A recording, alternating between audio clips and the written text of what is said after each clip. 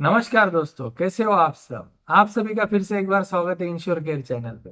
पिछले वीडियो में हमने देखा था हॉस्पिटल एक्वायर्ड इन्फेक्शन क्या होता है और उसमें हमने तरह तरह के ट्रांसमिशन देखे थे। तो अभी हम आज देखने वाले हैं आइसोलेशन प्रिकॉशंस के बारे में। तो चलिए शुरू करते हैं।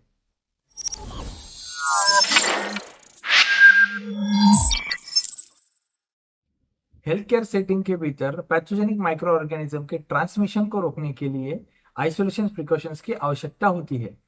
नीचे दिए गए डिसीज कैटेगरीज के पेशेंट का इलाज आइसोलेशन के अंडर किया जाना चाहिए।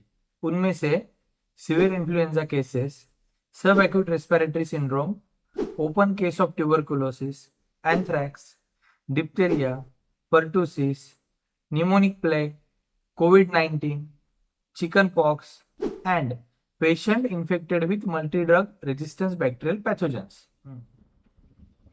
अभी हम देखते हैं पेशेंट प्लेसमेंट क्या होती है। अप्रोप्रिएट पेशेंट की प्लेसमेंट आइसोलेशन प्रिकॉशंस का एक इंपॉर्टेंट कंपोनेंट है। Determine patient placement based on the following principles.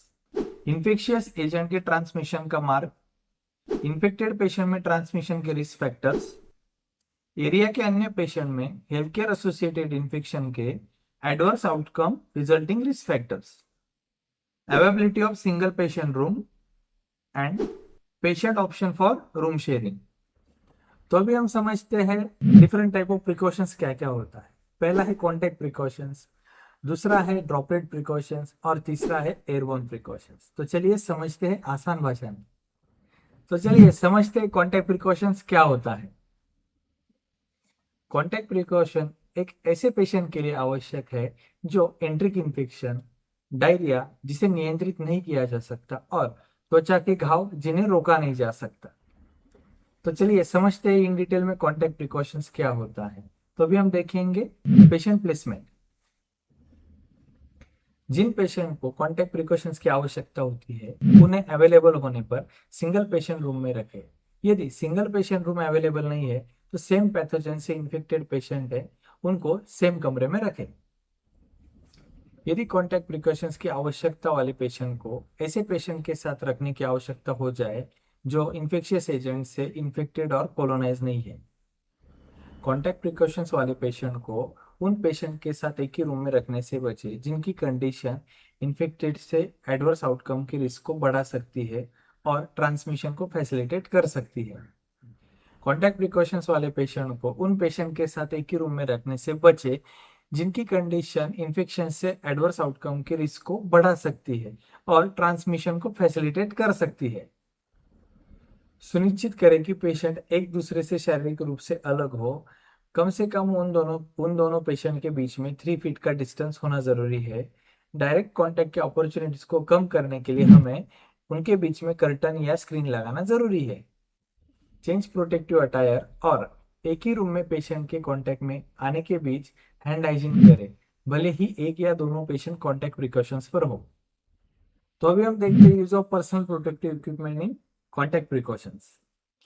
Patient की इंटेक्ट स्किन या सरफेस और पेशेंट के रूम की जो वस्तु है उसको अगर हम छूते हैं तो तब ग्लोव्स पहनना जरूरी होता है। और रूम और क्यूबिकल में जब भी हम एंट्री करेंगे तब हमको ग्लोव्स पहनना जरूरी है। आपको जब भी आपको डाउट है कि आपके कपड़ों का पेशेंट के साथ संपर्क होगा या रूम के सरफेस और इन्वायरमेंट इक्विपमेंट के साथ संपर्क होगा ऐसे आपको लगता है, तब आपको गाउन पहनना जरूरी है। और आप रूम और क्यूबिकल में एंट्री करते हो तब आप गाउन पहनिए। पेशेंट केयर एनवायरनमेंट को छोड़ने से पहले गाउन को वहीं पे रिमूव करें और हैंड हाइजीन करना ना भूलें।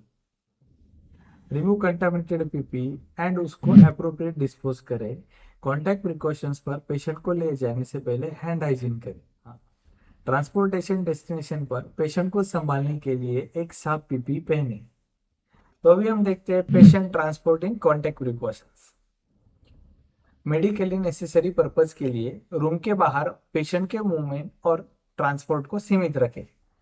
जब किसी हेल्थ केयर सेटिंग में पेशेंट को ट्रांसफर करने के टाइम पे हमें ये सुनिश्चित करना है कि पेशेंट के इन्फेक्टेड एरिया को अच्छी तरह से कवर करके उसको ट्रांसपोर्ट करना चाहिए। अभी हम देखते हैं patient care equipment and instrument devices के बीच का कॉन्टैक्ट प्रिकॉशंस। स्टैंडर्ड प्रिकॉशंस के अनुसार पेशेंट केयर इक्विपमेंट और इंस्ट्रूमेंट को संभालें। Disposable non critical patient care equipment जैसे ब्लड प्रेशर कप का उपयोग करें। ऐसे इक्विपमेंट का पेशेंट को डेडिकेटेड यूज करें। यदि मल्टीपल पेशेंट्स के लिए इक्विपमेंट का यूज अनअवॉइडेबल है तो किसी अन्य पेशेंट को यूज करने से पहले वो इक्विपमेंट को क्लीन और डिसइंफेक्ट करें। तो अभी हम देखते हैं environmental measures in contact precautions. सुनिश्चित करें कि कॉन्टैक्ट प्रिकॉशंस पर पेशेंट के रूम में बार बार छुई जाने वाली वस्तुएं, इक्विपमेंट, उनको हमें अच्छी तरह से क्लीन और डिसइंफेक्ट करना जरूरी होता है। तो अभी हम देखते हैं इन डिटेल में ड्रॉपलेट प्रिकॉशंस क्या होता है। ड्रॉपलेट प्रिकॉशंस ऐसे पेशेंट के लिए आवश्यक है जो खांसने, छींकने या बात करने वाले पेशेंट द्वारा जनरेटेड रेस्पिरेटरी ड्रॉपलेट्स द्वारा ट्रांसमिटेड पैथोजन से इन्फेक्टेड होने के लिए जाने जाते हैं। जिन पेशेंट को ड्रॉपलेट प्रिकॉशंस की आवश्यकता होती है उन्हें अवेलेबल होने पर सिंगल पेशेंट रूम में रखें। यदि सिंगल पेशेंट रूम अवेलेबल नहीं है तो उन्हें सेम पैथोजन से इन्फेक्टेड पेशेंट को सेम कमरे में रखें।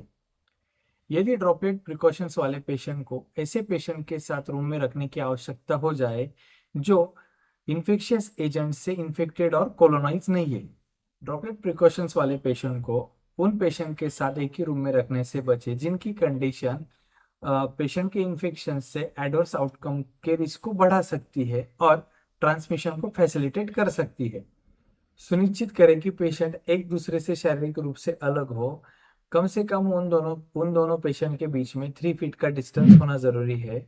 डायरेक्ट कांटेक्ट के अपॉर्चुनिटीज को कम करने के लिए हमें उनके बीच में कर्टन या स्क्रीन लगाना जरूरी है। चेंज प्रोटेक्टिव अटायर और एक ही रूम में पेशेंट के कांटेक्ट में आने के बीच हैंड हाइजीन करें, भले ही एक या दोनों पेशेंट ड्रॉपलेट प्रिकॉशंस पर हो। अभी हम देखते हैं use of personal protective equipment in droplet precautions. Patient के रूम में और क्यूबिकल में प्रवेश करते समय मास्क पहने।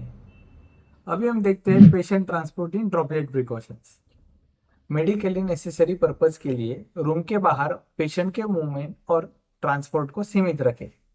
जब किसी हेल्थ केयर सेटिंग में पेशेंट को मूवमेंट या ट्रांसपोर्ट करने की आवश्यक हो तो पेशेंट को मास्क पहनने को बोले और रेस्पिरेटरी हाइजीन या कफ इथिकेट के इंस्ट्रक्शन का पालन करने को बोले। रेस्पिरेटरी हाइजीन एंड कफ इथिकेट के बारे में डिटेल में सीखने के लिए ऊपर दिए हुए आई बटन को क्लिक करें और वहां पे जाके आप पूरा वीडियो देख सकते हो। तो अभी हम देखेंगे इन डिटेल में एयरबोर्न प्रिकॉशंस क्या होता है। एयरबोर्न प्रिकॉशंस एयरबोर्न रूट से पर्सन टू पर्सन में ट्रांसमिटेड होने वाले इन्फेक्शियस एजेंट जैसे um tuberculosis, chicken pox, measles, disseminated herpes zoster जैसे इन्फेक्टेड या सस्पेक्टेड पेशेंट के लिए आवश्यक है। नॉन या सस्पेक्टेड इन्फेक्शन वाले पेशेंट को पहचान करने के लिए एक सिस्टम डेवलप करें जिन्हें हेल्थ फैसिलिटी में प्रवेश करते समय एयरबोर्न प्रिकॉशंस की आवश्यकता होती है। अभी हम देखते हैं patient placement in airborne precaution. जिन पेशेंट को एयरबोर्न आइसोलेशन प्रिकॉशंस की आवश्यकता होती है उन्हें एयरबोर्न इन्फेक्शन आइसोलेशन रूम में रखें, जिसका निर्माण फॉलोइंग कंडीशन के साथ किया गया है। Provide 6 to 12 air changes per hour. यदि आउटसाइड एग्जॉस्टिंग संभव नहीं है तो एग्जॉस्ट या एयर को बाहर की ओर से हेफा फिल्टर के माध्यम से डायरेक्ट करता है। विजुअल इंडिकेटर के साथ एयर की प्रेशर के लिए एक मॉनिटर होता है। एंट्री और एग्जिट के लिए आवश्यक न होने पर दरवाजे से बंद किया जा सकता है। यदि एयरबोर्न इन्फेक्शन आइसोलेशन रूम उपलब्ध नहीं है तो पेशेंट को सर्जिकल मास्क लगाए और सिंगल रूम में रखें। जब पेशेंट डिस्चार्ज हो जाए तो रूम की एयर को एक्सचेंज करने के लिए रूम को कम से कम 1 घंटे के लिए खाली रखा जाए। अभी हम देखते हैं पर्सनल रेस्ट्रिक्शन इन एयरबोर्न प्रिकॉशन। यदि other immuno health care personal उपलब्ध है तो ससेप्टेबल हेल्थ केयर पर्सनल को एयरबोर्न प्रिकॉशंस वाले रूम में जाने से प्रतिबंध करें। अभी हम देखते हैं use of personal protective equipment in airborne precautions. Airborne precaution से सस्पेक्टेड और नॉन पेशेंट जो है उनके रूम में जाने से पहले हेल्थ केयर पर्सनल ने N95 मास्क पहनना जरूरी है। अभी हम देखते हैं पेशेंट ट्रांसपोर्टेशन इन airborne precaution. Medically necessary purpose के लिए रूम के बाहर पेशेंट के मूवमेंट और ट्रांसपोर्ट को सीमित रखें। यदि एयरबोर्न इन्फेक्शन आइसोलेशन रूम के बाहर पेशेंट को ट्रांसपोर्ट और मूवमेंट करने की आवश्यकता है तो पेशेंट को सर्जिकल मास्क पहनने को बोले और रेस्पिरेटरी हाइजीन और कफ इटिकेट का पालन करने को बोले। एयरबोर्न प्रिकॉशंस पर रहने वाले पेशेंट को हेल्थ केयर पर्सनल जब भी ट्रांसपोर्ट करता है तब हेल्थ केयर पर्सनल ने मास्क पहनना जरूरी होता है। तो अभी हम देखते हैं exposure management in airborne precaution. Exposed susceptible person को एक्सपोजर के बाद 72 आवर्स के भीतर मीजल्स का वैक्सीन लगाए, या हाई रिस्क पर्सन के लिए एक्सपोजर इवेंट के 6 दिनों के भीतर इम्यूनोग्लोबुलिन का प्रबंध करें, जिनमें वैक्सीन कॉन्ट्रा इंडिकेटेड होता है। एक्सपोजर के बाद 120 घंटे के भीतर एक्सपोज ससेप्टिबल पर्सन को वेरिसेला वैक्सीन का प्रबंध करें, या उपलब्ध होने पर वेरिसेला इम्यूनोग्लोबुलिन का प्रबंध करें। हाई रिस्क पर्सन के लिए 96 आवर्स के भीतर जिनमें वैक्सीन कॉन्ट्राइंडिकेटेड होता है, एग्जाम्पल के लिए immuno compromise patient, pregnant woman, newborn's whose mother varicella onset was the less than 5 days before or within 48 hours after delivery। Small pox के संपर्क में आने के बाद 4 दिनों के भीतर एक्सपोज ससेप्टिबल पर्सन को स्मॉल पॉक्स वैक्सीन लगाए। तो दोस्तों, आज हमने देखा है इन डिटेल में आइसोलेशन प्रिकॉशंस क्या होता है। तो ये आपको वीडियो कैसे लगा हमें कमेंट करके जरूर बताइए, और ऐसे इंफॉर्मेटिव कंटेंट के लिए हमारे चैनल को सब्सक्राइब करें, लाइक करें और अपने दोस्तों के साथ शेयर करना ना भूलें। धन्यवाद।